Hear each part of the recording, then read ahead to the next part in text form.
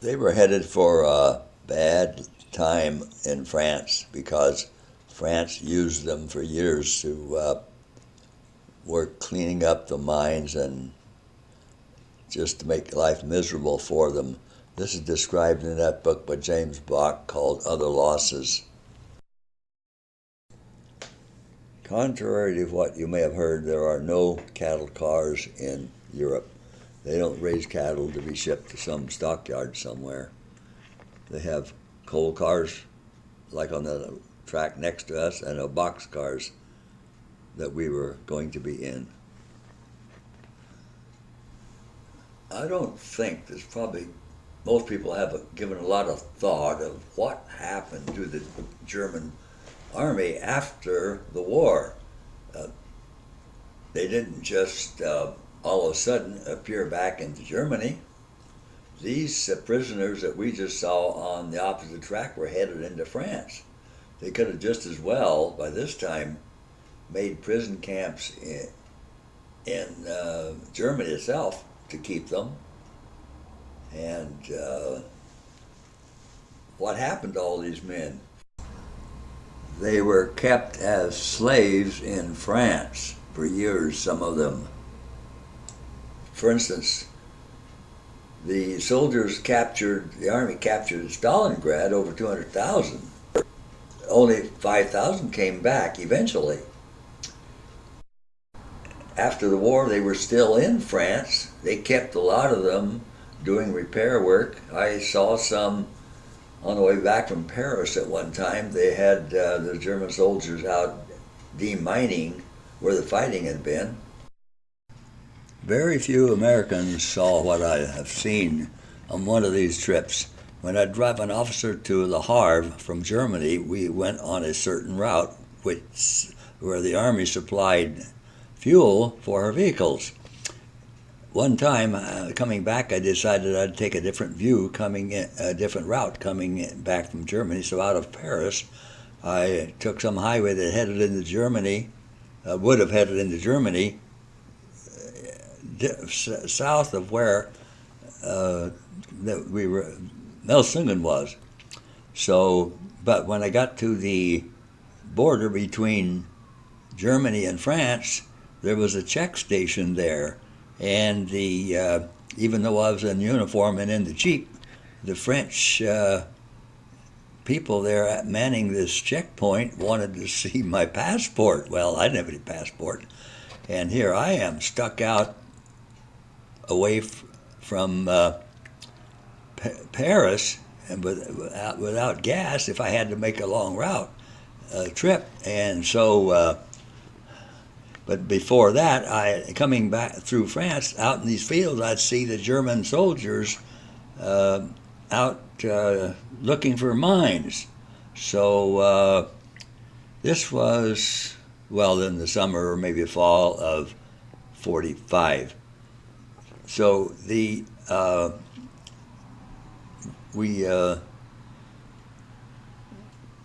but finally I just kind of talked my way through. They let me go without a passport, so I just kind of blustered my way through and came on back to our post, that was a kind of a real dumb thing for me to do, but it worked. But I saw things on that trip that no other American saw, because Americans couldn't travel that way because you had no gasoline. And there was a book written by James Bach. It was titled Other Losses. Showed that even the horrible treatment afterwards by the French, even the Americans, although this camp I showed you, no one has told me how come in this Other Losses book how so many died, but these obviously were not dead. They were not treated well because at Darmstadt they had a detachment come to the caserne there, and they spent a lot of time just policing up the area. But and the sergeant treated them. They had one guy who had picked up a cigarette butt, and the sergeant in charge saw him, put it in his pocket, and made him run, fall to the ground, get up, run, fall to the ground, like they do in training. And of course, these guys were probably not fed that much, so he was exhausted in just a few moments. So these guys were not treated well, and there was a huge shortage of men in Germany for, I would imagine, a long time after the war. Being tough on Germans was the deliberate policy of the Army. Because when they went into Germany, soldiers were informed that, they'd take the wraps off. And I've always wondered if that wasn't one of the reasons why looting of Germans immediately after the war was permitted without any particular objection. By allowing the American soldier to loot during and after the war, and to tell them to take the gloves off, they could take the gloves off in treating the Germans, they're talking about German civilians. What they're actually doing is bringing the conduct of the American soldier down to the level of the Russians. Now, the Army did not allow murder and rape, but this looting was allowed, and much stuff was sent home, and all it did was bring us down to the level of the Russians and destroyed the reputation of the Americans as an honorable, upright person. So I don't think anyone ever bothers to think of that. I never mentioned it. And of course now I'm thinking of a little late, but nonetheless, better late than never.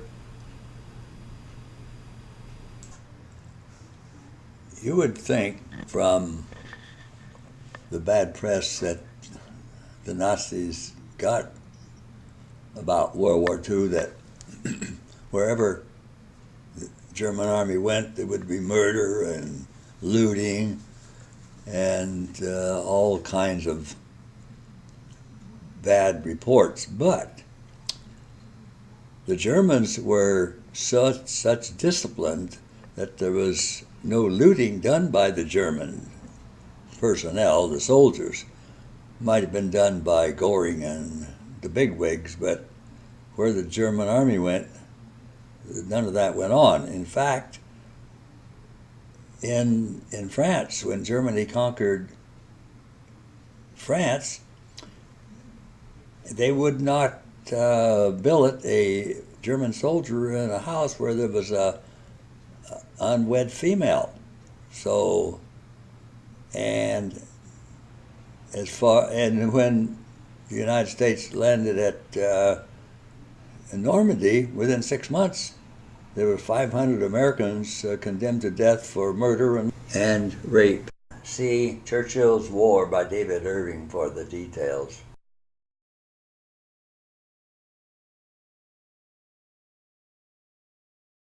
So, and of course, I'm sitting next to a table where a German war bride is, and she was in Berlin when the Russians conquered Berlin, and there was just raping and murder. In fact, she herself was raped by the Russians. She was 16 at the time and no doubt very attractive. I'll go into that in more depth in the next chapter.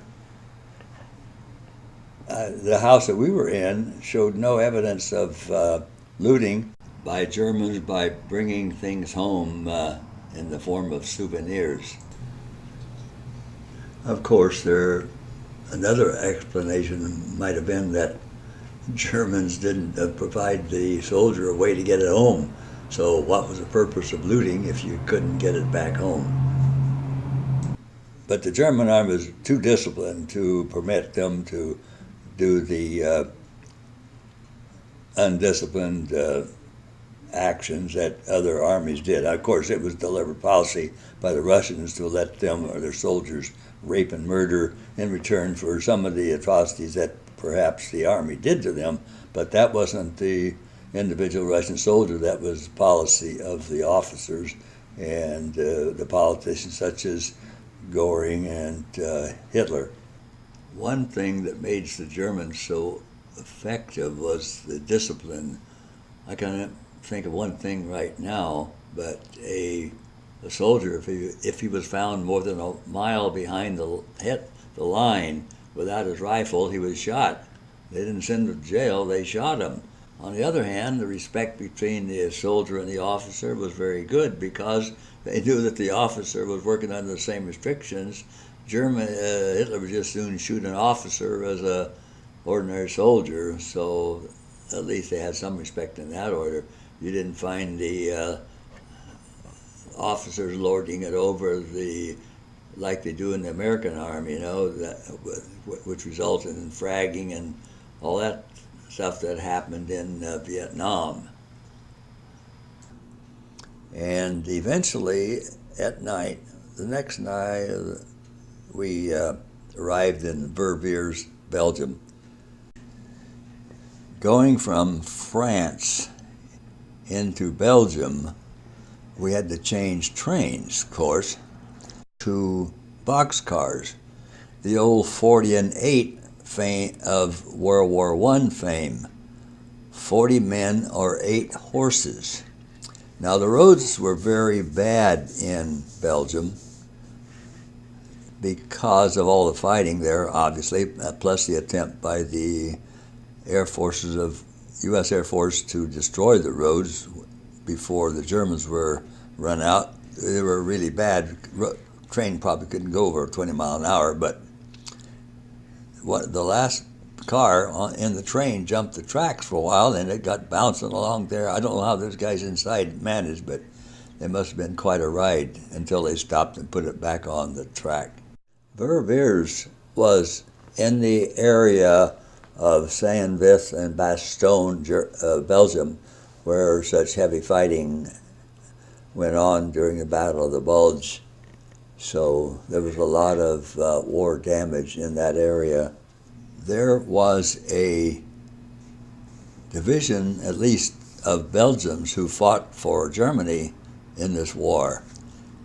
And in fact, Belgium is, in a way, like Switzerland. They have several nationalities, and the French and the other Dutch-speaking types don't like each other very much. The Belgians who fought for Germany were in the Waffen-SS. In the 1930s, Stalin engineered a famine in the Ukraine which starved 8 million Ukrainians. This famine is at the bottom of what's going on in the Ukraine now, because it was, of course, the Russians, communists, that helped or enforced what was going on that created this famine in the Ukraine. So in World War II, when Germany invaded the Ukraine, he had a lot of willing helpers to help him. Therefore, a million Ukrainians fought for Germany in the war. After the war, of course, these million Ukrainians were sent back to Russia, and they were never heard of again. So that is at the bottom of this hate and problem that's going on in Ukraine today. Look up Operation Keel Haul. The 3rd Infantry helped round up these Ukrainians to send them back. They did not want to go because they knew they were going to die there in Russia. They brought us into Verviers after dark. We could hear the guns in the distance, and we immediately unloaded.